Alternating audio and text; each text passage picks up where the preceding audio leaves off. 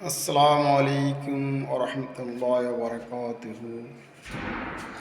আমি একজন সৌদি প্রবাসী বাংলাদেশি ভাই। আমি কিছু কথা আপনাদের মাঝে বলতে চাই। বাংলাদেশ থেকে অনেক ভাই আসতেছে বিদেশে পরিশ্রমের টাকা দিয়ে কষ্ট করে বিদেশ আসতেছে। আর আসার পরে এখানে আকামা নাই, কিছু আকামা নাই, খাওয়ার থাকার ব্যবস্থা নাই।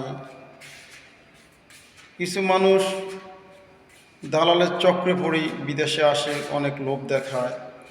ফ্যাক্টরি আছে, আপনার ওই কোম্পানি আছে, বিভিন্ন কোম্পানি হোটেল সেই বলি বিভিন্ন চক্রের দালালেরা বাংলাদেশ থেকে লোক নিয়ে আসে, গরিব গরিব মানুষকে আনার পরে এখানে বিপদে ফেলায় তাদেরকে আনি।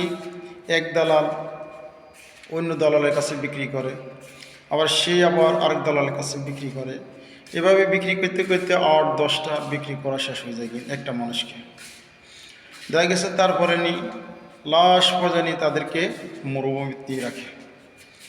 মরুভূমিতে রাখি সেখান থেকে বলে খাজুর পড়ো, নয়তো ছাগল চড়ো, নয়তো শাকসবজি করো।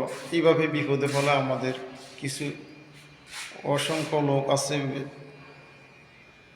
কিছু অসংখ্য লোক আছে, তারা এই ফজে আনি তাদেরকে বিপদে ফেলায়।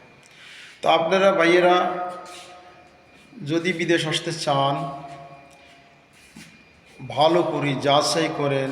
আপনার আত্মীয় স্বজন কেউ যদি বিদেশে থাকে তাদের কাছ থেকে সহযোগিতা নেন, আসলে কি ভালো মন্দ ওদের কাছে যাচাই বাছাই করে আপনারা বিদেশ আসেন। বিদেশ আসি আপনারা নিজের মন গড়া চলে আসবেন, বিপদে পড়িয়েন না। কারণ এখানে আমরা কোম্পানিতে থাকি দীর্ঘ বহুদিন বছর, এখানে আমরা আছি। কত মানুষ বিপদে পড়ে আছে, খাওয়া নাই, থাকার ব্যবস্থা নাই, টাকা নাই, পয়সা নাই, বাড়িতে পাঠাতে পারতেছে না, নিজে চলতে পারতেছে না। কারণ আমি থাকি অনেক দিন যাবত, এই জন্য আমি দেখি। কারণ আমি এক কোম্পানিতে চাকরি করি, সেখানে বহুত লোক, বাইরের লোক আসে ফ্রি ভিসা হিসেবে কাজ করার জন্য আমাদের কোম্পানিতে। দেখা গেছে তাদের পকেটে সকালবেলার নাস্তা করার পয়সা নেই। দেখা গেছে বিপদে আছে, চলতে পারে না, চলার মতো কোনো টাকা নেই, পয়সা নেই। তো এই জন্য আপনাদেরকে এসবগুলো দেখার পরে একটা ভয়েস দিলাম আপনাদেরকে। যদি ভয়েসটা ভালো লাগে আপনাদের কাছে, আপনারা একটু দয়া করি যদি আসতে চান, ভালোভাবে যাচাই বাছাই করি তারপর